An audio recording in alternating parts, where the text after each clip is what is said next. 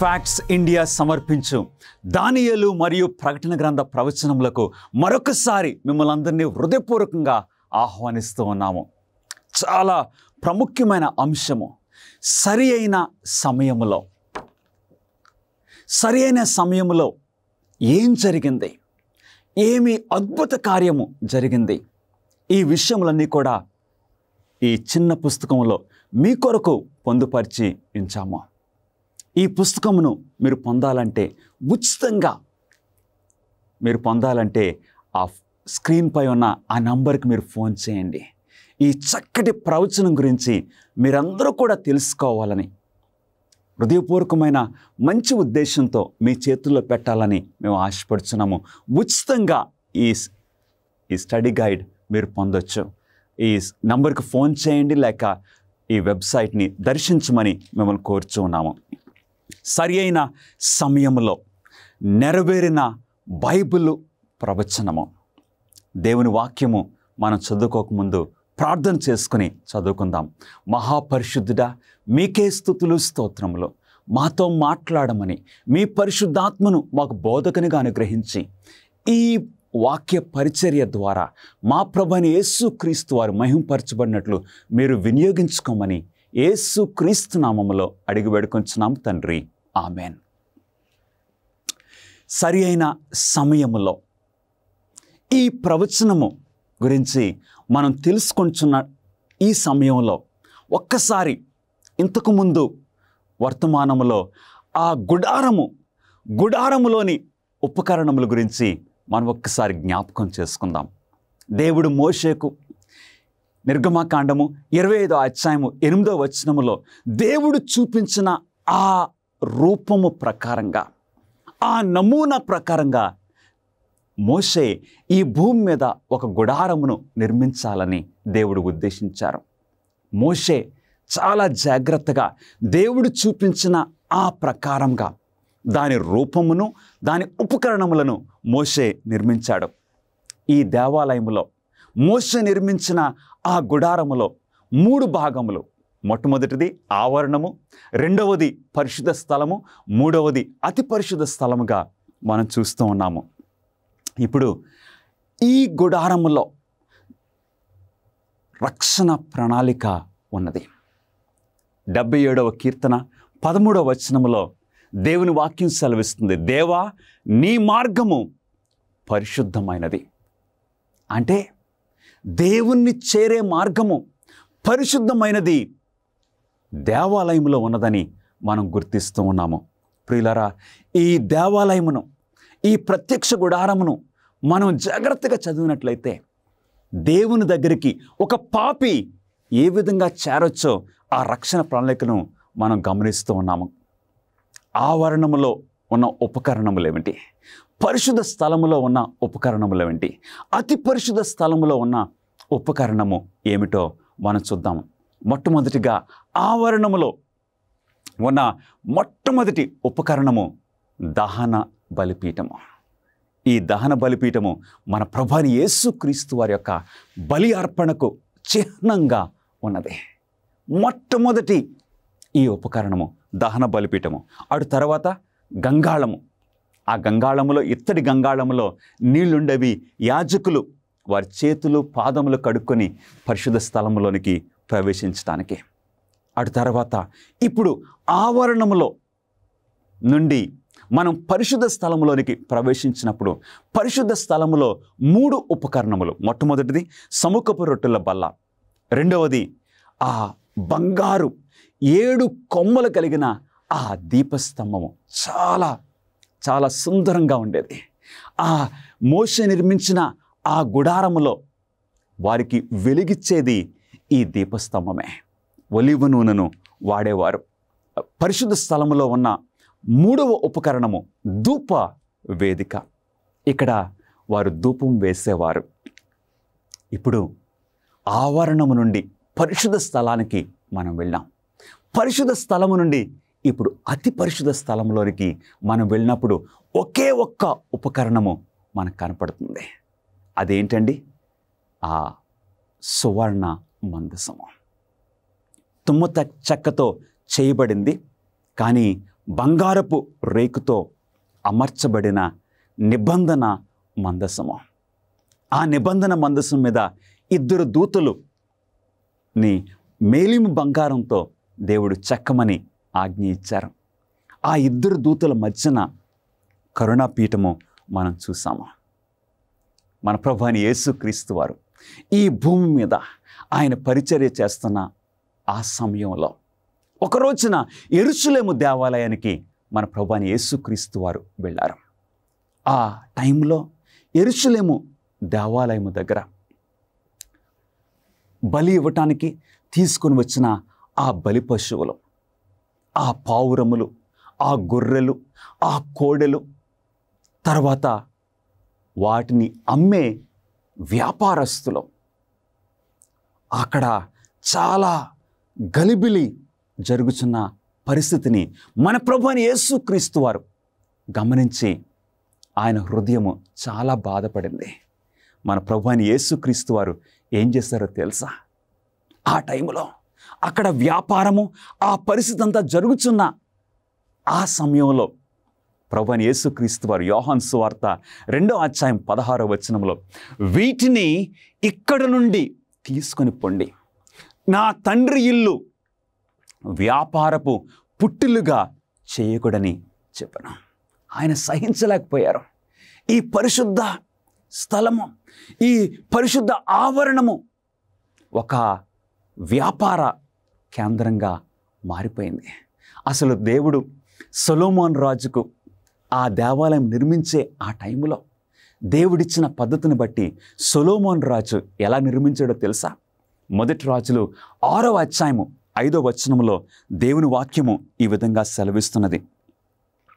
అయితే మందిరము కట్టు సమయమున అది ముందుగా సిద్ధపరిచి తెచ్చిన రాళ్లతో కట్టబడెను.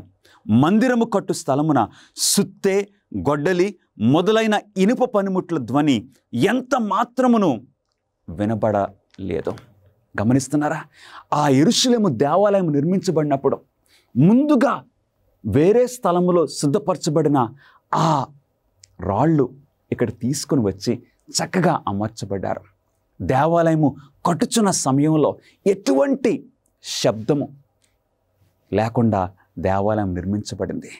కానీ యేసుక్రీస్తు వారు ఒక రోజున యెరూషలేము దర్శించినప్పుడు అక్కడ ఉన్న ఆ గొడవలు, ఆ కేకలు, ఆ పశువుల అరుపులు, ఆ వ్యాపారస్తుల మాటలు, ఇవన్నీ యేసుక్రీస్తు వారు చూసి చాలా బాధపడి వెంటనే ఒక తాడు తీసుకుని ఆయన ఈ వర్తకులను వీటన్నిటిని కూడా అక్కడి నుండి పంపించేసి ఆ దేవాలయమును పరిశుద్ధపరిచినట్లు మనము చూస్తూ ఉన్నాము. ఇలాంటి పరిస్థితిని దానియేలు ప్రవక్త క్రీస్తు పూర్వము 6వ శతాబ్దంలో దేవుడు దర్శనము రూపములో దేవాలయము పవిత్రతను గూర్చి దానియేలుకు దేవుడు దర్శనం అనుగ్రహించారు. మొట్టమొదటి ప్రశ్న, దానియేలుకు ఒక అద్భుతమైన దర్శనము కలిగను. అందులో అతడు 2 కొమ్ములు గల ఒక పొట్టేలును చూచెను. ఈ పొట్టేలు ఎవరిని సూచించుచున్నది? దానియేలు గ్రంథము 8వ అధ్యాయములో దానియేలు ఉలాయి అనే నది ప్రక్కన ఉన్నట్లు ఆయన గమనించాడు. ఇప్పుడు దానియేలు ఆ దర్శనములో ఒక పొట్టేలును చూశాడు. ఆ పొట్టేలు ఏంటండి? నీవు చూసిన 2 కొమ్ములు గల ఆ పొట్టేలు ఉన్నదే, అది మాదీయుల యొక్కయు పారసీకుల యొక్కయు రాజులను సూచించుచున్నది. ఆ పొట్టేలు దేనికి గుర్తుగా ఉందో తెలుసా? మాదీయుల యొక్కయు పారసీకుల యొక్కయు రాజులకు సూచనగా ఉన్నట్లు దానియేలుకు బయలుపరిచారు. అవును ప్రియులరా, ఇక్కడ కనపడుతున్న ఈ పొట్టేళ్ళు రాజులను రాజ్యములకు సూచనగా ఉన్నది. దానియేలు ఒక ప్రక్క నుండి ఆ 2 కొమ్ములు గల పొట్టేలు వస్తుంటే మరొక ప్రక్క నుండి ఇంకొక జంతువు రావడం చూశాడు. తరువాత దానియేలు దాని 2 కన్నుల మధ్య పెద్ద కొమ్ము ఉన్న ఒక మేకపోతును చూచెను. దీని అర్థం ఏంటి? ఇప్పుడు ఆ పొట్టేలు తర్వాత ఒక మేకపోతును దానియేలు చూశాడు. ఆ మేకపోతు దేనికి గుర్తుగా ఉంది? మనమేమీ ఊహించిన అవసరం లేదు ప్రియులరా. ఈ రాజ్యమా అని మనం అనుకోని అవసరం లేదు. ఎందుకంటే దేవుని వాక్యమే స్పష్టంగా సమాధానం ఇస్తుంది. ఆ మేకపోతు ఏ రాజ్యానికి గుర్తుగా ఉంది? దానియేలు గ్రంథము 8వ అధ్యాయము 21వ వచనంలో సమాధానము చక్కగా ఉంది. బొచ్చుగల ఆ మేకపోతు గ్రీకుల రాజు, దాని 2 కన్నుల మధ్యనున్న ఆ పెద్ద కొమ్ము వారి మొదటి రాజును సూచించుచున్నది. ఎంత అద్భుతమైన ప్రవచనం యొక్క భావము మనం గమనిస్తూ ఉన్నాము. ఆ బొచ్చుగల ఆ మేకపోతు గ్రీకుల రాజ్యానికి గుర్తుగా ఉంది, రాజుకు గుర్తుగా ఉంది. ఆ మేకపోతుకి ఒక పెద్ద కొమ్ము, ఆ 2 కన్నుల మధ్య ఒక పెద్ద కొమ్మును చూశాడు. ఆ కొమ్ము అంటే రాజుకు గుర్తుగా ఉంది. ఎవరు ఈ రాజు? గ్రీకుల రాజ్యము నుండి ఒక ప్రాముఖ్యమైన ఆ రాజు ఎవరో మనం చూద్దాం ప్రియులరా. మొదటి కొమ్ము అనగా అలెగ్జాండర్ మహాచక్రవర్తి. గ్రీకుల రాజ్యము నుండి ఒక ప్రాముఖ్యమైన ప్రసిద్ధమైన ఒక రాజుగా బయటకు వచ్చింది ఎవరు? అలెగ్జాండర్ మహాచక్రవర్తి. అవును, గ్రీకుల దేశానికి ఇంతకుముందు రాజులు ఉన్నారు, కానీ గ్రీకుల రాజ్యాన్ని ఒక ప్రాముఖ్యతకు తీసుకొని వచ్చింది అలెగ్జాండర్ మహాచక్రవర్తి. దానియేలు గ్రంథము 8వ అధ్యాయము 22వ వచనంలో అది పెరిగిన పిమ్మట దానికి బదులుగా 4 కొమ్ములు పుట్టినవి కదా, 4 రాజులు ఆ జనములలో నుండి పుట్టుదురు. ఏం జరిగింది? అలెగ్జాండర్ మహాచక్రవర్తి ఒక గొప్ప రాజు, మంచి యువరాజు. ప్రపంచాన్ని ఒక 10 సంవత్సరాలు టైంలోనే ఆ టైంలో ప్రపంచాన్ని అంతటినీ ఓడించాడు. మన భారతదేశం వరకు కూడా అలెగ్జాండర్ చక్రవర్తి వచ్చాడు. గమనిస్తున్నారా? కానీ 33 సంవత్సరాల వయస్సు ఆ టైంలో అలెగ్జాండర్ మహాచక్రవర్తి మరణించాడు. ఈ దర్శనంలో దానియేలు ఏం చూశాడు? ఆ పెద్ద కొమ్ము విరిగిపోయింది. ఆ పెద్ద కొమ్ముకు బదులుగా దాని స్థానంలో 4 కొమ్ములు పెరిగినట్లు దానియేలు దర్శనంలో చూశాడు. అంటే 4 కొమ్ములు. ఎప్పుడైతే అలెగ్జాండర్ మరణించాడో ఏం జరిగింది ప్రియులరా?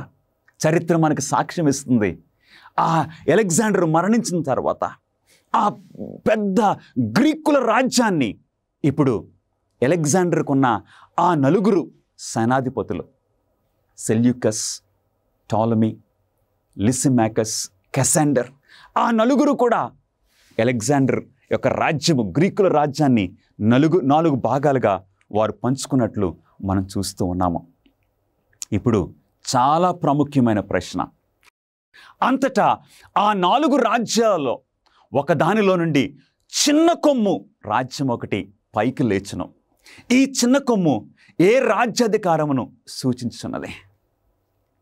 దానియేలు చూస్తూ ఉన్నాడు. మొట్టమొదట పొట్టేళ్ళు, తర్వాత ఒక మేకపోతు, అటు తర్వాత ఆ ప్రసిద్ధమైన కొమ్ము విరిగినప్పుడు 4 వచ్చినవి, 4 రాజులు. అటు తర్వాత ఒక చిన్న కొమ్ము బయటకు రావటము దానియేలు చూశాడు. ఈ చిన్న కొమ్ము ఏ రాజ్యాధికారమును సూచించుచున్నది? అపోస్తల కార్యములు 18వ అధ్యాయము 2వ వచనములో యూదులందరూ రోమా విడిచి వెళ్ళిపోవాలని క్లౌదియా చక్రవర్తి ఆజ్ఞాపించెను. ఎవరండి ఆ చిన్న కొమ్ము రాజ్యము? ఏ రాజ్యానికి సూచనగా ఉన్నది? ఏ రాజ్యానికి వర్తిస్తుంది? సమాధానము రోమా రాజ్యానికి. అవును ప్రియులరా, ఆ రోమా రాజ్యములో నుండి బయటకు వచ్చిన రాజ్యం అది. దానియేలు గ్రంథము 7వ అధ్యాయము 8వ వచనములో దానియేలు ఆ చిన్న కొమ్మును గమనిస్తూ ఈ విధంగా రాస్తున్నాడు. ఈ కొమ్మునకు మానవ కన్నుల వంటి కన్నులను, గర్వముగా మాటలాడు నోరు ఉండెను. దానియేలు ఆశ్చర్యపోయాడు. ఆ చిన్న కొమ్ముకి మానవ కన్నులు, మానవ నోరు దానియేలు గమనించాడు. ఇంకేంటండి, దానియేలు గ్రంథము 7:24 వచనంలో కడపట ముందుగా ఉన్న రాజులకు భిన్నమగు మరి ఒక రాజు పుట్టి ఆ 3 రాజులను పడద్రోయును. గమనిస్తున్నారా? ఆ చిన్న కొమ్ము పైకొస్తున్న ఆ టైంలో ఎంతమంది రాజులను పడగొట్టింది? 3 రాజులను పడగొట్టినట్లు దానియేలు గమనించాడు. ఈ చిన్న కొమ్ము, అవును, మిగిలిన ఆ రాజ్యాలకి, మిగిలిన ఆ జంతువులకు భిన్నంగా ఉన్న ఈ చిన్న కొమ్ము ఏం చేస్తుంది? ఈ చిన్న కొమ్ము దేవాలయాన్ని అపవిత్రపరుస్తాడని దానియేలుకు చెప్పబడింది. ఇది పవిత్రపరచబడడానికి ఎంతకాలం పడుతుంది? ఆ చిన్న కొమ్ము రాజ్యము ఏం చేస్తుందో తెలుసా ప్రియులరా? దేవాలయాన్ని అపవిత్రపరుస్తుంది. అపవిత్రపరిచినప్పుడు ఆ దేవాలయము ఏ విధంగా పవిత్రపరచబడుతుంది? ఎంతకాలం పడుతుంది పవిత్రపరచబడటానికి? దానియేలు గ్రంథము 8వ అధ్యాయము 14వ వచనములో మనకు సమాధానం కనపడుతుంది. అందుకతడు 2300 దినముల మట్టుకే అని నాతో చెప్పాను. అప్పుడు ఆలయ పవిత్రతను గూర్చిన తీర్పు తీర్చబడును. హల్లెలూయా! ఆ చిన్న కొమ్ము ఆలయాన్ని అపవిత్రపరుస్తుంది. ఆ చిన్న కొమ్ము అధికారము ఆలయాన్ని అపవిత్రపరుస్తుంది. కానీ దేవుడు ఒక చక్కటి మార్గాన్ని ఏర్పాటు చేశారు. ఆ ఆలయాన్ని పవిత్రపరచడానికి దేవుడు ఒక ఏర్పాటు చేశారు. దీనిని బట్టి నా జీవితంలో, నీ జీవితంలో, నా ప్రియ సహోదరి సహోదరులారా, ఒక చక్కటి పాఠము, ఒక ఆత్మీయ పాఠము మనం నేర్చుకోవచ్చు. పాపం వలన మనందరి జీవితాలు కల్మషం అయిపోయినవి. పాపం వలన మనందరి జీవితాలు పాడైపోయినవి. కానీ క్రీస్తును బట్టి, మన ప్రభువైన యేసు క్రీస్తును బట్టి మన జీవితాలు కూడా పవిత్రపరచబడే అవకాశము దేవుడు మనకు అనుగ్రహిస్తున్నారు. ఎంత గొప్ప విషయం ప్రియులరా! ఆ చిన్న కొమ్ము అధికారము ఆ దేవాలయమును అపవిత్రపరిచినప్పుడు దేవుడు మరలా పవిత్రపరచడానికి ఒక సమయాన్ని నిర్ణయించారు. అది ఎప్పుడు? 2300 దినముల మట్టుకే అప్పుడు ఆలయ పవిత్రతను గురించిన తీర్పు తీర్చబడును. చిన్న కొమ్ము రాజ్యాధికారము దేవుని ప్రజలను హింసించడాన్ని మరియు సత్యాన్ని వక్రీకరించడాన్ని చూసిన దానియేలు ఎలా స్పందించాడు? ఎప్పుడైతే ఆ చిన్న కొమ్ము దేవాలయాన్ని అపవిత్రపరుస్తుందో,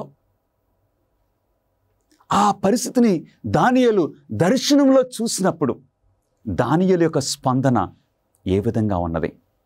దేవుని వాక్యములో మనం చూద్దాం. దానియేలు గ్రంథము 8వ అధ్యాయము 27వ వచనములో దానియేలు రాస్తూ ఉన్నాడు. దానియేలును నేను మూర్ఛిల్లి కొన్నాళ్ళు వ్యాధిగ్రస్తుడనైతిని. గమనిస్తున్నారా ప్రియులరా? దానియేలు ఈ దర్శనం చూసినప్పుడు, ప్రత్యేకంగా ఆ చిన్న కొమ్ము చేస్తున్న క్రియలను దానియేలు గమనించినప్పుడు దానియేలు చూసి మూర్ఛిల్లిపోయాడు. ఈ దర్శనమును గూర్చి విస్మయము గలవాడనైతిని గాని దాని సంగతి తెలపగలవాడు ఎవడునూ లేకపోయాను. దానియేలు ఆ దర్శనంలో మాదీ పార్శికుల రాజ్యం గురించి పెద్ద టెన్షన్ పడలేదు, లేక గ్రీకుల రాజ్యం గురించి దానియేలు ఏమీ ఒత్తిడి అనుభవించలేదు. కానీ ప్రత్యేకంగా ఆ చిన్న కొమ్ము యొక్క క్రియలను బట్టి దానియేలు చాలా ఒత్తిడి కలిగి మూర్ఛిల్లిపోయాడు. దాని గురించి తెలుసుకోవాలని దానియేలుకు ఆశ ఉన్నది, కానీ ఎవరు కూడా దానిని తెలపడానికి లేకపోయారని దానియేలు సెలవిస్తున్నారు. ఇప్పుడు దానియేలు గ్రంథము 9వ అధ్యాయంలో గమనిస్తున్నారా? ఆ దర్శనం అయితే 8వ అధ్యాయంలో దొరికింది. కానీ ఇప్పుడు 9వ అధ్యాయంలో దానియేలు గ్రంథము 9వ అధ్యాయము 23వ వచనంలో నీవు విజ్ఞాపనం చేయు ఆరంభించినప్పుడు ఈ సంగతిని నీకు చెప్పుటకు వెళ్ళవలనని ఆజ్ఞ బయలుదేరను. దానియేలు తెలుసుకోవాలని ఆశతో ఉన్నాడు. ఏంటో తెలుసా ప్రియులరా? 8వ అధ్యాయము దానియేలు గ్రంథములో వచ్చిన ఆ దర్శనానికి 9వ అధ్యాయములో వచ్చిన ఈ దర్శనానికి 12 సంవత్సరాల ఆ కాల వ్యవధి ఉన్నట్లు బైబిల్ పండితులు మనకు తెలియజేస్తున్నారు. ఆ 12 సంవత్సరాలు కూడా దానియేలు ఏంటి ఆ చిన్న కొమ్ము ఇలా చేస్తుందేంటి తెలుసుకోవాలని ఆశతో ఉన్నాడు. సరిగ్గా ఒక రోజున ఇక దానియేలు మనస్సు నిబ్బరం చేసుకుని ప్రార్థన చేయడానికి దానియేలు నిర్ణయం చేసుకున్నాడు. నేను తెలుసుకోవాలి ఈ విషయము, ఈ ప్రవచనము, ఈ 2300 దినముల ప్రవచనం ఏంటో నేను గ్రహించాలి అని దానియేలు ప్రార్థన చేశాడు. ఎప్పుడైతే దానియేలు ప్రార్థన చేయటం మొదలుపెట్టాడో సమాధానము వెంటనే రావడము ప్రారంభమైంది. ఆ దేవదూత ఏమని చెప్తున్నారండి? నీవు విజ్ఞాపనం చేయు ఆరంభించినప్పుడు ఈ సంగతిని నీకు చెప్పుటకు వెళ్ళవలనని ఆజ్ఞ బయలుదేరను. ఎవరిచ్చారు ఆజ్ఞ? దేవాతి దేవుడు. నీవు ప్రార్థన చేసినప్పుడు దేవుడు ఖచ్చితంగా ఆ ప్రార్థన ఆలకిస్తున్నారు.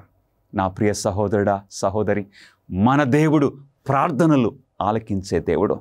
దానియేలు ప్రార్థన చేసినప్పుడు వెంటనే గాబ్రియేలు నీ వెళ్ళి దానియేలుకు ఆ దర్శనం యొక్క భావము తెలియచేయమని దేవుడు సెలవిచ్చారు. ఇప్పుడు 6వ ప్రశ్న. తర్వాత అధ్యాయంలో దేవదూత ఈ ప్రవచనాన్ని మరింత వివరంగా వివరించాడు. అంటే 9వ అధ్యాయంలో దర్శనములో ఇంతకుముందు వివరించబడని కాలము ఎంత?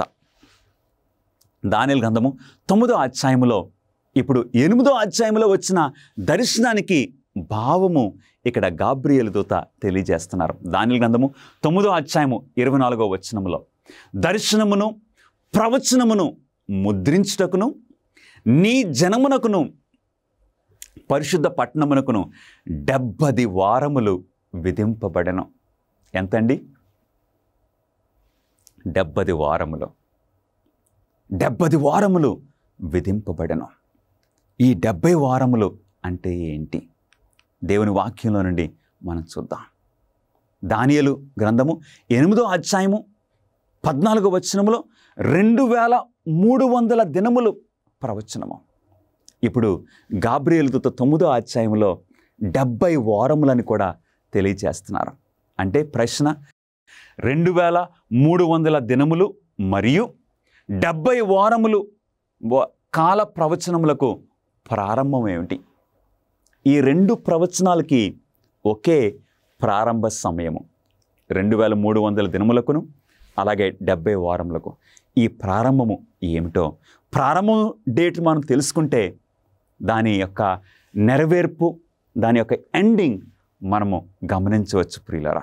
దానియేలు గ్రంథము 9వ అధ్యాయము 25వ వచనములో యెరూషలేమును మరలా కట్టించవచ్చునని ఆజ్ఞ బయలుదేరిన సమయము మొదలుకొని. ప్రారంభం ఎప్పుడండి? యెరూషలేమును మరలా కట్టించవచ్చని ఆజ్ఞ బయలుదేరిన సమయము మొదలుకొని ఇప్పుడు దానిని లెక్క ప్రారంభించుకోవచ్చు. 2300 దినముల ప్రవచనానికి, ఆ 70 వారముల ప్రవచనానికి ప్రారంభం ఎప్పుడు? యెరూషలేము ఎప్పుడు మరలా కట్టించవచ్చని ఆజ్ఞ బయలుదేరుతుందో అప్పుడు మొదలవుతుంది. మరి యెరూషలేము ఎప్పుడు తిరిగి నిర్మించుకోవచ్చని ఆజ్ఞ ఇవ్వబడింది? దేవుని వాక్యము మనకు సెలవిస్తుంది. అభిషక్తుడగు అధిపతి అంటే మెస్సయ్య వచ్చే వరకు 7 వారములు 62 వారములు పట్టునని స్పష్టముగా గ్రహించము. మొట్టమొదటిగా గాబ్రియేలు దూత ఆ 70 వారముల ప్రవచనాన్ని గాబ్రియేలు దూత తెలియజేస్తున్నారు. 70 వారములు అంటే ఎంత? 70 వారములు, వారానికి 7 రోజులు. 70 వారములంటే 490 సంవత్సరాలు.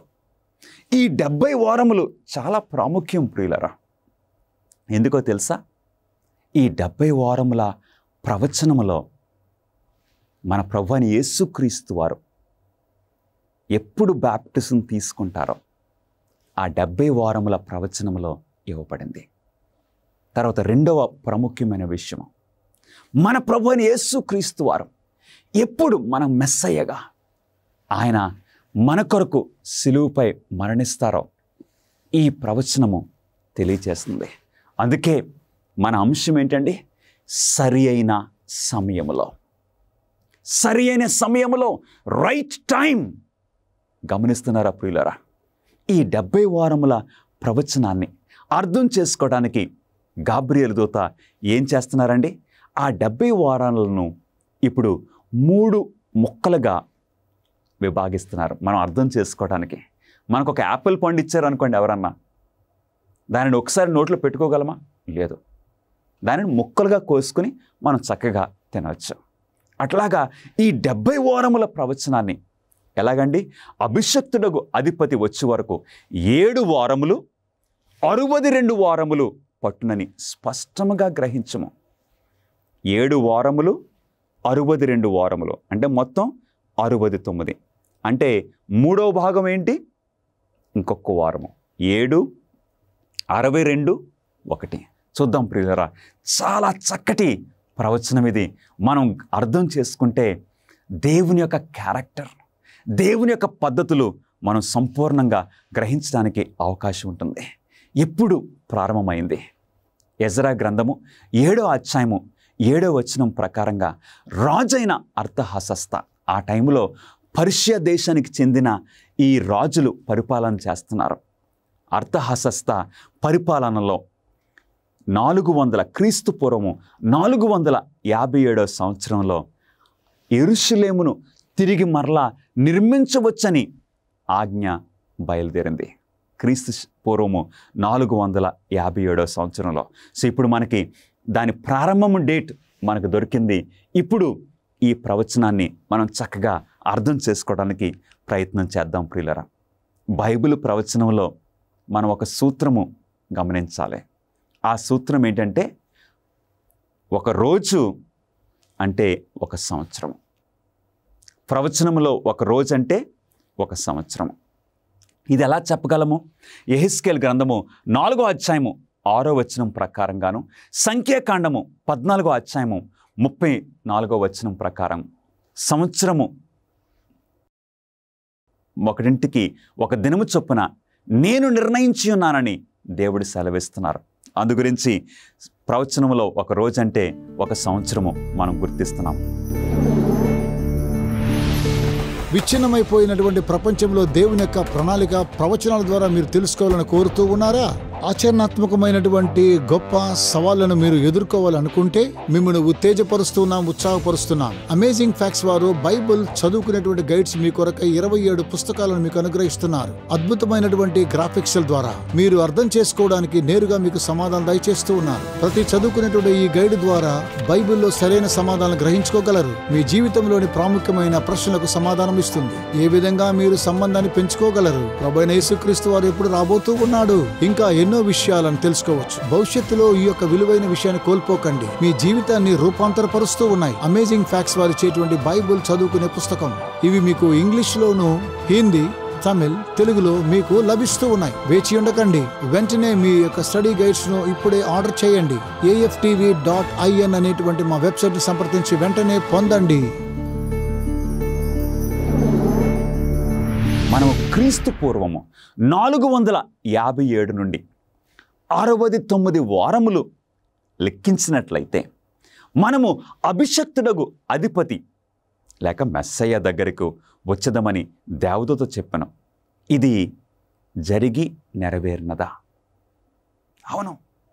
ఈ ప్రవచనాన్ని మనం లెక్క పెడితే క్రీస్తు పూర్వము 457 సంవత్సరం నుండి 69 వారములు మనం లెక్కిస్తే మెస్సయ్య అభిషక్తుడయ్యే ఆ పరిస్థితికి మనల్ని తీసుకుని వెళ్తుంది ఈ ప్రవచనం. అది అలా జరిగిందా లేదో మనం చూద్దాం. అపోస్తల కార్యములు 10వ అధ్యాయము 37వ వచనంలో దేవుని వాక్యం సెలవిస్తుంది. అందరం చదువుదామండి. యోహాను బాప్టిస్మము ప్రకటించిన తర్వాత ప్రసిద్ధమైన సంగతి మీకు తెలియను.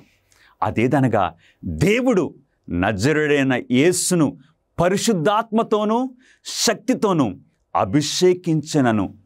అది ఏం జరిగింది? ఎగ్జాక్ట్గా సరి అయిన సమయములో 69 వారములకు ఏం జరిగిందండి? బైబిల్ తెలియజేసిన ప్రకారంగా మెస్సయ్య అభిషక్తుడు అయ్యారు. క్రీస్తు శకము 27వ సంవత్సరంలో నిజంగా దేవుని గడియారము ఆ గంట కొట్టినట్లుగా మన ప్రభు అయిన యేసుక్రీస్తు వారు ఆయన ఆ వడ్రంగి ఆ సాలను విడిచిపెట్టి ఆ పనిని విడిచిపెట్టి ఇప్పుడు మన ప్రభు అయిన యేసుక్రీస్తు వారు యోర్దాను నదిలోనికి వెళ్ళారు. ఆ యోర్దాను నది దగ్గర బాప్టిస్మిచ్చి యోహాను బోధిస్తున్నాడు. యోహాను చూశాడు మన ప్రభు అయిన యేసుక్రీస్తు వారు యోర్దాను నది దగ్గరికి వస్తున్న ఆ సమయంలో వెంటనే యోహాను అన్నాడు, ఇదిగో లోక పాపములను మోసుకొని పోవు దేవుని గొర్రెపిల్ల. హల్లెలూయా! మన ప్రభు అయిన యేసుక్రీస్తు వారు ఇప్పుడు యోర్దాను నదిలోనికి ఆయన వెళ్ళారు. బాప్టిస్మిచ్చి యోహాను చేత ప్రభు అయిన యేసుక్రీస్తు వారు బాప్టిసము పొందారు. ప్రియులరా, మెస్సయ్య అభిషక్తుడు. అవును, మన ప్రభు అయిన యేసుక్రీస్తు వారు బాప్టిసం పొందగానే ఏం జరిగింది? దేవుని వాక్యం సెలవిస్తుంది, ఆకాశము తెరవబడెను. అప్పుడు పరిశుద్ధాత్మ పావుర రూపములో ఆయన మీద వ్రాలెను. అటు తర్వాత ఆకాశము నుండి తండ్రి అయిన దేవుడు, ఈయన నా ప్రియ కుమారుడు, ఈయన యందు నేను ఆనందించుచున్నానని తండ్రి అయిన దేవుడు సాక్ష్యం ఇచ్చారు.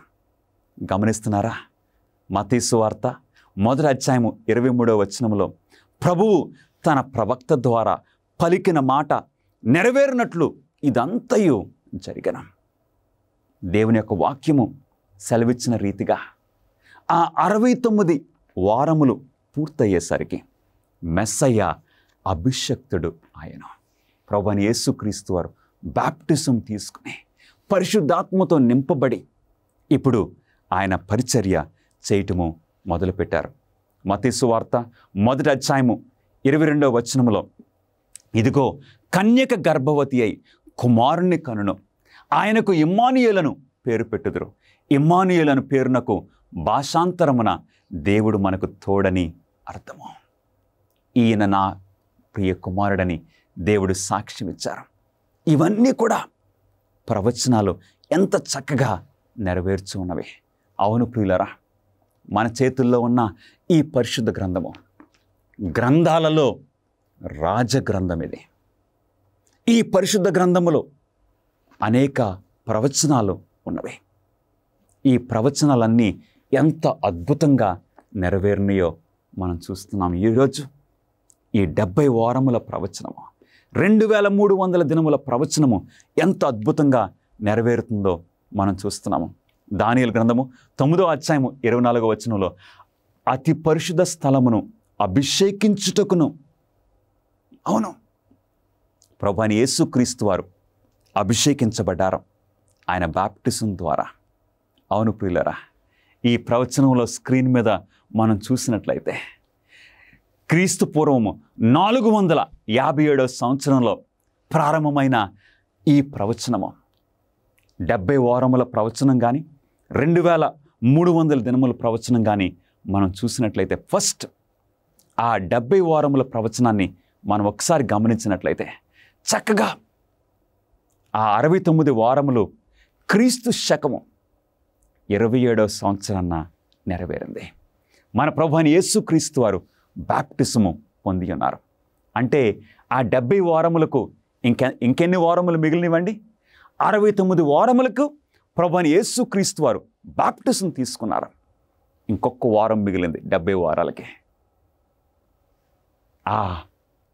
ఆ ఒక్క వారములో దేవుని వాక్యము సెలవిస్తుంది, అర్ధవారమునకు బలిని నైవేద్యమును నిలిపివేయునని దేవుని వాక్యము సెలవిస్తుంది.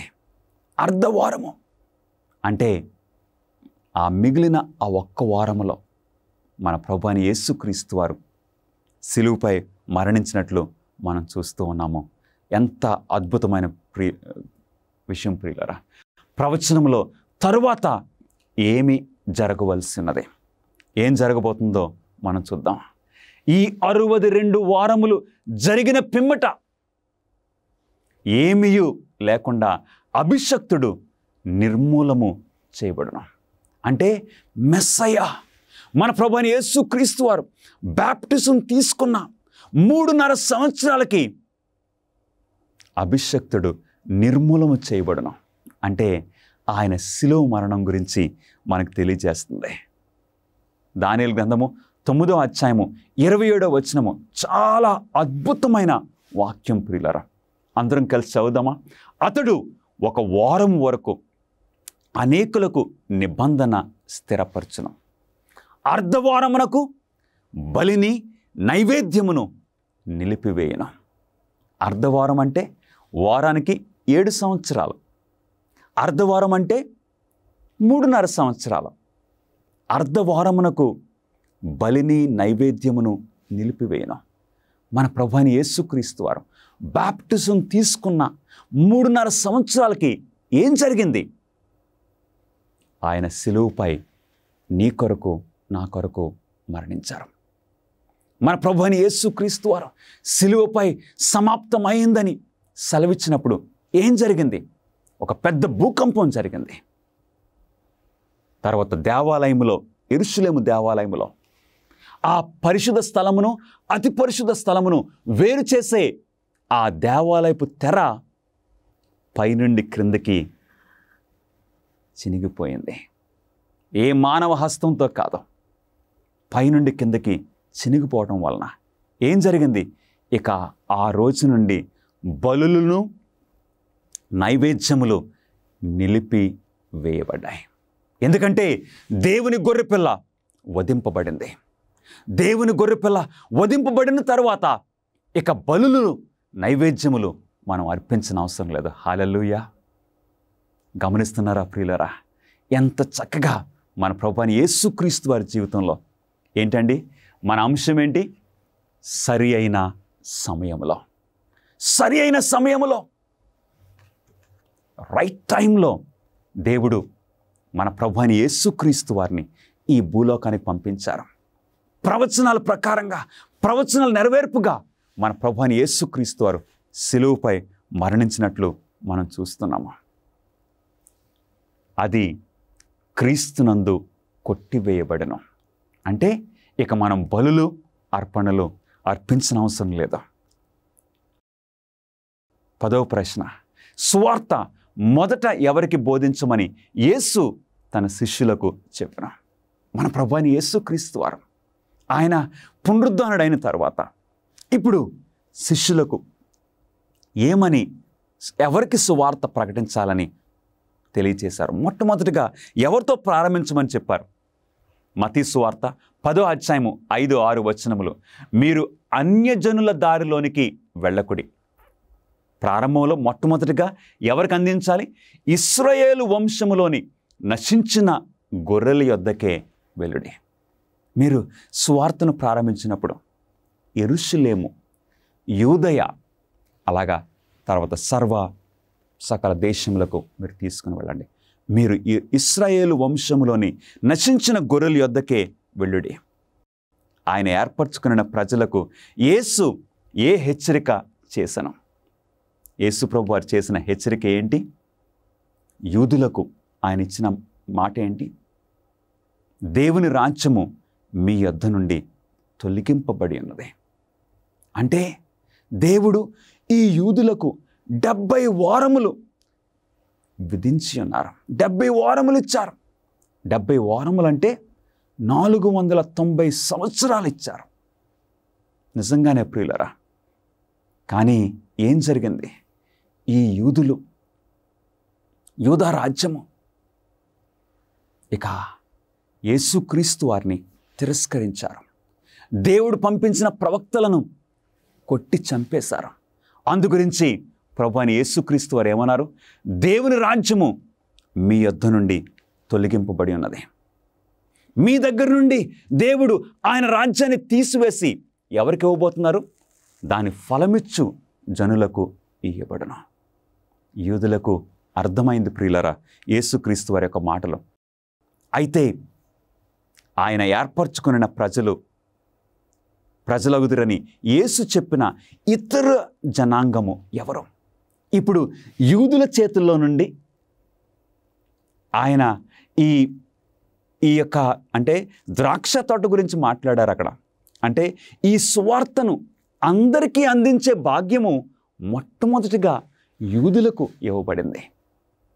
కానీ ఆ యూదులు దేవుడు పంపించిన ప్రవక్తలను కొట్టారు, చంపారు.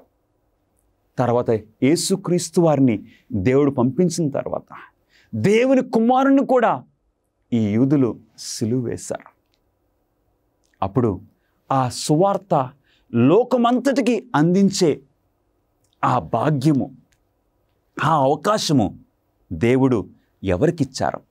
దేవుని వాక్యం సెలవిస్తుంది.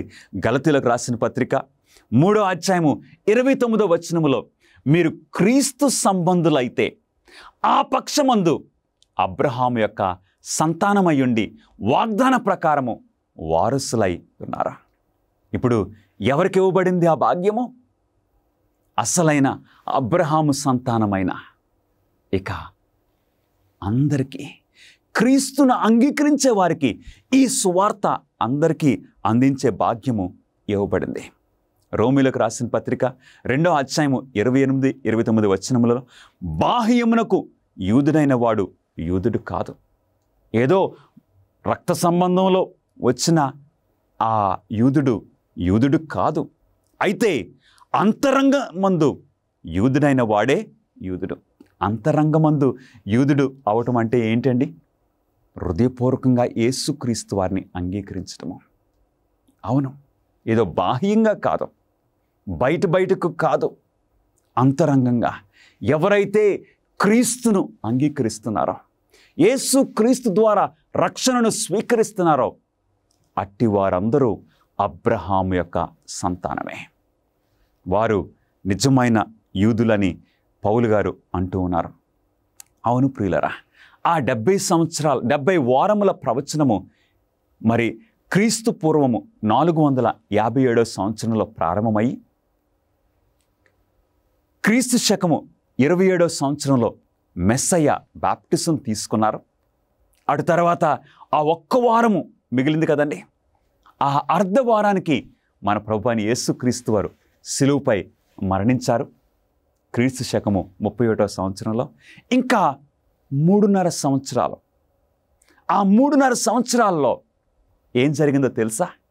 మన ప్రభువైన యేసుక్రీస్తు వారి యొక్క శిష్యులు పెంతెకోస్తు దినమున పరిశుద్ధాత్మను పొంది వారు యూదుల మధ్యన పరిచర్య చేయటం మొదలుపెట్టారు. పరిచర్య చేసిన తర్వాత సరిగ్గా 3.5 సంవత్సరాలకి ఆ 70 సంవత్సరాల ప్రవచనము పూర్తవుతుంది. ఆ పూర్తి ఎప్పుడైంది? క్రీస్తు శకము 34వ సంవత్సరంలో. క్రీస్తు శకము 34వ సంవత్సరంలో ఏం జరిగిందో తెలుసా? యెరూషలేములో గొప్ప హింస ప్రారంభమైంది. ఎందు గురించి? స్టెఫను చంపబడ్డాడు. క్రీస్తు శకము 34వ సంవత్సరంలో స్టెఫను రాళ్లతో కొట్టబడి చనిపోయాను. ఈ స్టెఫన్ను రాళ్లతో కొట్టించి ఇదంతా జరిగించింది ఎవరు? తార్సుకు చెందిన సౌలనే ఒక వ్యక్తి. తార్సుకు చెందిన సౌలు స్టెఫన్ను రాళ్లతో కొట్టించాడు. ఆ క్రీస్తు శకము 34వ సంవత్సరంలో ఆ 70 సంవత్సరాల ప్రవచనము నెరవేరిపోయింది. ఏం జరిగిందో తెలుసా ప్రియులరా? స్టెఫన్ను చంపిన ఆ సంవత్సరంలోనే స్టెఫన్ యొక్క మరణము ద్వారా ఈ సౌలు యొక్క హృదయము కదిలించబడింది. అదే సంవత్సరంలో సౌలు పౌలుగా మారాడు. ఆ దమస్కు మార్గంలో యేసుక్రీస్తు వారు సౌలుతో మాట్లాడటం వలన సౌలు పౌలుగా మారాడు. ఇప్పుడు సౌలు పౌలుగా మారిన తర్వాత పౌలుగా మారిన తర్వాత ఇప్పుడు ఏమన్నాడో తెలుసా? నేను అన్యులకు సువార్త అందించాలి. నేను అన్యులకు సువార్త అందించడానికి యేసుక్రీస్తు వారు నన్ను పిలిచారని ఆయన ఇప్పుడు అన్యులకు సువార్త అందించడం మొదలుపెట్టారు. క్రీస్తు శకము 34వ సంవత్సరం నుండి సువార్త అన్యులకి వెళ్ళటం ప్రారంభమైంది. పౌలు మారు మనసు పొంది అన్యుల యొద్దకు పంపబడిన. హల్లెలూయా!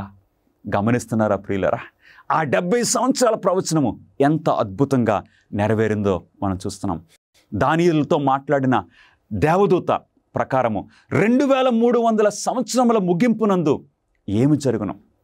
ఇప్పుడు ఆ 70 వారముల ప్రవచనం యొక్క నెరవేర్పుకి ఇప్పుడు సువార్త అందరికీ వెళ్ళింది. సరే, 2300 దినముల ఆ ప్రవచనం ఉన్నదే, ఆ ప్రవచనము ముగింపునందు ఏం జరగబోతుంది? దానియేలు గ్రంథము 8వ అధ్యాయము 14వ వచనములో అందుకతడు 2300 దినముల మట్టుకే అని నాతో చెప్పాను. అప్పుడు ఆలయ పవిత్రతను గుర్చిన తీర్పు తీర్చబడను. ఆ 2300 ఆ దినములంటే సంవత్సరాలు ప్రవచనం ప్రకారంగా ఆ 2300 సంవత్సరముల నెరవేర్పుకి ఏం జరగబోతుంది? ఆలయ పవిత్రతను గుర్చిన తీర్పు తీర్చబడను. ఆ 2300 సంవత్సరములు క్రీస్తు పూర్వము 457వ సంవత్సరంలో ప్రారంభమయ్యి ఎప్పుడు పూర్తవుతుందండి? క్రీస్తు శకము 1844లో నెరవేరింది. ఆ ముగింపులో ఏం జరిగిందో తెలుసా? తీర్పు ప్రారంభమైంది ప్రియులరా. పరలోకములో దేవుడు తీర్పు తీర్చడము ప్రారంభించారు. ఈ మొదటి దశ తీర్పులో ఏమి పరిశీలింపబడుతుందని మరియు అందరూ ఏ ప్రమాణం ద్వారా తీర్పు తీర్చబడతారు? ఆ పరలోక రాజ్యములో ఆ 2300 ఆ సంవత్సరాల ముగింపులో ప్రారంభమైన ఆ తీర్పులో ఎవరు తీర్పు తీర్చబడతారు? దేవుని వాక్యం సెలవిస్తుంది. ఎవరండి? ప్రకటన 20:12 వచనంలో ఆ గ్రంథముల యందు రాయబడి ఉన్న వాటిని బట్టి తమ క్రియల చొప్పున మృతులు తీర్పు పొందిరే. అవును, తీర్పు ఎలా జరుగుతుంది పరలోక రాజ్యంలో? గ్రంథాలను బట్టి. తర్వాత రెండవది, గూఢమైన ప్రతి అంశమును గుర్చి దేవుడు ప్రతి క్రియను తీర్పులోనికి తెచ్చును. దేవుడు మన జీవితాలని తీర్పులోనికి తీసుకుని వస్తున్నారని ప్రసంగి 12:14 తెలియజేస్తుంది. అంత మాత్రమే కాదు, దేనిని బట్టి దేవుడు మనల్ని తీర్పు తీరుస్తారు. యాకోబు గ్రంథము 2వ అధ్యాయం 12వ వచనములో స్వతంత్రమిచ్చు నియమము చొప్పున తీర్పు పొందబో వారికి తగినట్టుగా మాట్లాడే. స్వతంత్రమిచ్చు నియమం అంటే దేవుడు తన స్వహస్తముతో రాసిచ్చిన 10 ఆజ్ఞల ద్వారా దేవుడు తీర్పు తీర్చబోతున్నారు. పరలోకంలో జరిగే ఆ తీర్పులో నా మీద నేరం మోపి నన్ను నిందించువాడు దేవుడా? పరలోకంలో ఆ తీర్పులో మనల్ని నిందించేది దేవుడా? దేవుని వాక్యం సెలవిస్తుంది. ఎవరో తెలుసండి మనల్ని నిందించేది? అపవాదియు అనియు పేరు గల ఆది సర్పము భూమి మీద పడద్రోయబడింది. దేవుడు మనల్ని నిందించట్లేదు ప్రియులరా. యేసుక్రీస్తు వారు ఆ తీర్పులో మనల్ని నిందించట్లేదు. మనల్ని నిందించేది, మన మీద నేరములు మోపేది సాతానుడు ప్రియులరా. రాత్రింబగళ్ళు మన దేవుని ఎదుట మన సహోదరుల మీద నేరము మోపువాడైన అపవాది పడద్రోయబడి ఉన్నాడు. దేవుడు యేసుక్రీస్తు వారు మన మీద నేరం మోపట్లేదా? యేసు రెండవ రాకడకు ముందుగా జరిగే ఈ తీర్పును నేను ఒంటరిగా ఎదుర్కొనవలసినదా? మరి పరలోక రాజ్యంలో జరిగే ఆ తీర్పులో నేను ఒంటరిగా నిలబడాలా? అవసరం లేదు ప్రియ సహోదరుడా, సహోదరి, ఏ మాత్రము కూడా అవసరం లేదు. ఎందుకో తెలుసా? 1 యోహాను 2వ అధ్యాయం 1వ వచనంలో ఈ శుభవార్త మనకు ఉన్నది. ఎవడైనను పాపము చేసిన ఎడల నీతిమంతుడైన యేసుక్రీస్తు అను ఉత్తరవాది తండ్రి యొద్ద మనకున్నాడు. మన ప్రభువైన యేసుక్రీస్తు వారు మన పక్షమున నిలుస్తున్నారు. కాబట్టి ఆ పరలోక రాజ్యంలో జరిగే ఆ తీర్పులో నీవు నేను ఒంటరిగా నిలవబడిన అవసరం లేదు. నా చిన్నపిల్లలారా, మీరు పాపము చేయకుండాటకై ఈ సంగతులు మీకు రాయిచున్నాను. ఎవడైనా నువ్వు పాపము చేసిన ఎడల నీతిమంతుడైన యేసుక్రీస్తు అను ఉత్తరవాది తండ్రి యొద్ద మనకున్నాడు. మనం ఒంటరిగా లేము. ఆ తీర్పులో ఒంటరిగా మనం నిలబడన అవసరం లేదు. మన ప్రభువైన యేసుక్రీస్తు వారు మన పక్షమున నిలుస్తున్నారు. అంటే 3 విషయాలు. మన ప్రభువైన యేసుక్రీస్తు వారు మన ఉత్తరవాది, అంటే మన అడ్వకేట్గా పరలోకమందు నిలుస్తున్నారు. ఎవరైతే యేసుక్రీస్తును రక్షకుడిగా స్వీకరిస్తున్నారో వారి పక్షమున మన ప్రభువైన యేసుక్రీస్తు వారు ఉత్తరవాదిగా నిలుస్తున్నారు. అంత మాత్రమే కాదు, ఆ పరలోకంలో జరిగే ఆ తీర్పులో మరి న్యాయాధిపతి ఎవరు? యోహాను సువార్త 5వ అధ్యాయం 22వ వచనంలో తండ్రి ఎవనికిని తీర్పు తీర్చడు, కానీ తండ్రిని మహింపరచినట్లు కుమారుడునికి తీర్పు అప్పగింపబడినది. అందులో యేసుక్రీస్తు వారు మన ఉత్తరవాది. హల్లెలూయా! యేసుక్రీస్తు వారే న్యాయాధిపతి. అంత మాత్రమే కాదు, పరలోక రాజ్యములో జరిగే ఆ తీర్పులో ప్రకటన 3:14 ప్రకారంగా మన ప్రభువైన యేసుక్రీస్తు వారు నమ్మకమైన సత్య సాక్షిగా ఉన్నారు. ప్రియులరా, ఎంత అద్భుతమో! తీర్పులో మన ప్రభువైన యేసుక్రీస్తు వారు నీ న్యాయాధిపతి అయితే నీ పక్షముగా మాట్లాడి గెలుస్తానని ఆయన వాగ్దానం చేస్తున్నారు. ఈరోజే నీవు నీ జీవితాన్ని ఆయన వైపుకు తిప్పుతావా? గమనిస్తున్నారా ప్రియులరా? ఈ తీర్పు గురించి నీవు నేను ఏ మాత్రము భయపడిన అవసరం లేదా. మన పక్షమున నిలవటానికి మన కొరకు ప్రాణం పెట్టిన మన ప్రభువైన యేసుక్రీస్తు వారు ఉన్నారు. హల్లెలూయా! ఈ తీర్పులో ఆయనే న్యాయాధిపతి. ఈ తీర్పులో ఆయనే సత్యసాక్షి. మన తెలుగులో చెప్తారు, వడ్డించేవాడు మనవాడైతే ఎక్కడ కూర్చున్నా పర్వాలేదు. హల్లెలూయా! మన ప్రభువైన యేసుక్రీస్తు వారు మన ఉత్తరవాది, మన న్యాయాధిపతి, మన సత్యసాక్షి. యేసుక్రీస్తునందు ఎవరుంటారో వారు తీర్పు గురించి భయపడనక్కర్లేదు. తీర్పు ఒక శుభవార్తగా ఉంటుంది. యేసుక్రీస్తు వారిని ఈరోజు నీవు అంగీకరిస్తున్నావా? నీ జీవితాన్ని సంపూర్ణంగా ఆయన స్వాధీనానికి సమర్పించుకోవడానికి నీవు ఇష్టపడుతున్నావా?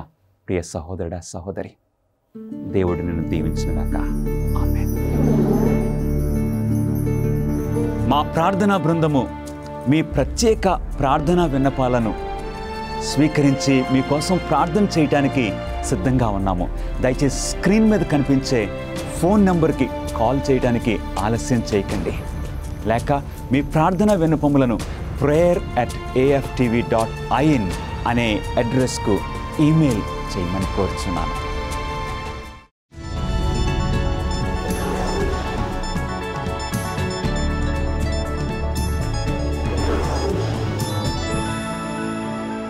స్నేహితులారా, ఇక్కడ ఫిజీలో వంటి దక్షిణ పసిఫిక్ దీవుల్లో మీరు తరచుగా కనుగొనే అద్భుతమైన వస్తువుల్లో వావియా మొక్క ఒకటి. ఇప్పుడు ఉత్తర అమెరికాలో మీరు కంచె నిర్మించాలనుకుంటే మీరు కంచె పోస్టులను పొందాలి. ఆపై మీరు చెక్క కంచె పోస్టులను నేలపై ఉంచాలి. ఆపై కొన్నేళ్ల తర్వాత అవి తెగిపోతాయి మరియు విరిగిపోతాయి. అవి ప్రత్యేకంగా చికిత్స చేయకపోతే. కానీ ఇక్కడ వారు ఈ చెట్లను పొందారు. వావియా చెట్టు. వారు వాటిని అడవుల నుంచి నేరుగా కత్తిరించవచ్చు.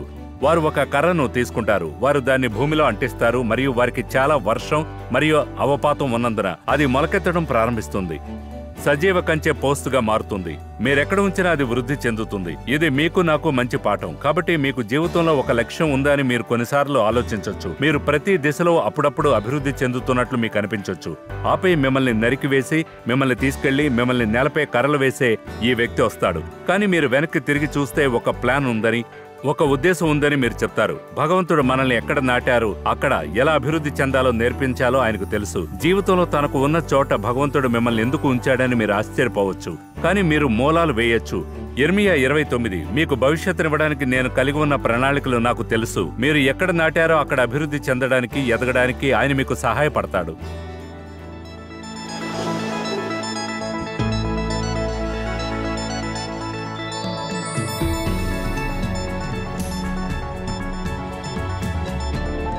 మరిన్ని అమేజింగ్ ఫ్యాక్ట్స్ వీడియోల కోసం మా యూట్యూబ్ ఛానల్ దర్శించండి. సబ్స్క్రైబ్ చేయడం మర్చిపోవద్దు. క్రీస్తు తిరిగి వచ్చినప్పుడు ఎలా ఉంటుందో మీరు ఎప్పుడైనా ఆలోచించారా? అమేజింగ్ ఫ్యాక్ట్స్ తో సౌందర్యమైన దృశ్యాంతాలతో నిండిన 50 పేజీల మ్యాగజైన్ మీకు అందిస్తున్నాం. తిరిగి త్వరగా రానున్న ఆయన రెండవ రాకడ గురించి, ప్రధాన అంశాల గురించి పుస్తకం మాట్లాడుతుంది. రహస్య రాకడ లేదా రహస్యంగా కొనిపోవడం అంటే ఏమిటి? ఈ పుస్తకం తీర్పు గురించి, 1,44,000 మంది గురించి, వారు ఎవరు, ఇది 1000 ఏళ్ల గురించి, నూతనం చేయబడిన భూమి గురించి మాట్లాడుతుంది. ఈ పుస్తకంలో చక్కగా పొందుపరచబడ్డాయి. మీరు చదివి ధ్యానించి మీ స్నేహితులకు కూడా పంపండి. ఈ రోజే మీ కాపీని ఆర్డర్ చేయడానికి దర్శించండి bookstore.aftv.in. ఈ ప్రసంగాలు మీ మనసులో ప్రశ్నలను తలెత్తేలా చేశాయా? మీకేమైనా బైబిల్ ప్రశ్నలు ఉన్నట్లయితే వాటికి సమాధానం ఇవ్వడానికి మేము సంతోషిస్తాము. దయచేసి స్క్రీన్ మీద కనిపించే ఫోన్ నంబర్కి కాల్ చేయడానికి ఆలస్యం చేయకండి. లేదా మీకున్న ప్రశ్నలను info@aftv.in అనే అడ్రస్కు ఈమెయిల్ చేయమని మిమ్మల్ని కోరుచూ ఉన్నాను. మీరు ఈ వాక్యాన్ని ధ్యానిస్తూ ఉన్నప్పుడు దేవుడు మిమ్మలను దీవించునుగాక. జీవితం అది ఎక్కడి నుండి ఆరంభమైంది, అది కాలక్రమేణా నెమ్మదిగా పరిణమిస్తూ వచ్చిందా? అమేజింగ్ ఫ్యాక్ట్స్ ఇండియా సమర్పిస్తుంది డైనోసార్ మరియు పరిణామవాద సిద్ధాంతంపై. ప్రతి జీవిని ఒక సృష్టికర్త సృజించాలని నమ్మే సిద్ధాంతం యొక్క అభిప్రాయం పిల్లలు, పెద్దలు ఇద్దరికి అనుగుణంగా ఉండేలా రూపొందించారు. సరికొత్త తమాషా అయిన పుస్తకం. ఇందులో మీరు కణాలు, ఉత్పరివర్తనలు, జైంట్స్ యొక్క మూలాలు మరియు డైనోసార్ల యొక్క ఆవిర్భావం గురించి తెలుసుకుంటారు. మీ పిల్లలు ప్రత్యేకమైన బొమ్మలు, దృశ్యాలు మరియు రంగురంగుల పేజీలను చూసి ఖచ్చితంగా ఆకర్షించబడతారు. పిల్లల కోసం ఓ కాపీని తప్పకుండా తెప్పించండి. గత 50 సంవత్సరాలుగా అమేజింగ్ ఫ్యాక్ట్స్ వారు బైబిల్ సత్యాలను ప్రపంచవ్యాప్తంగా ప్రకటిస్తూ ఉన్నారు. యేసుక్రీస్తు వారు సెలవిచ్చిన మేరకు ప్రతి రాజ్యానికి సువార్త ప్రకటిస్తున్నాం. రాజులకు, ఆయా భాషలు మాట్లాడే వారికి, మీరు మా కోసం చేసే ప్రార్థనలకు, సహకారానికి వందనాలు తెలియజేస్తున్నాం.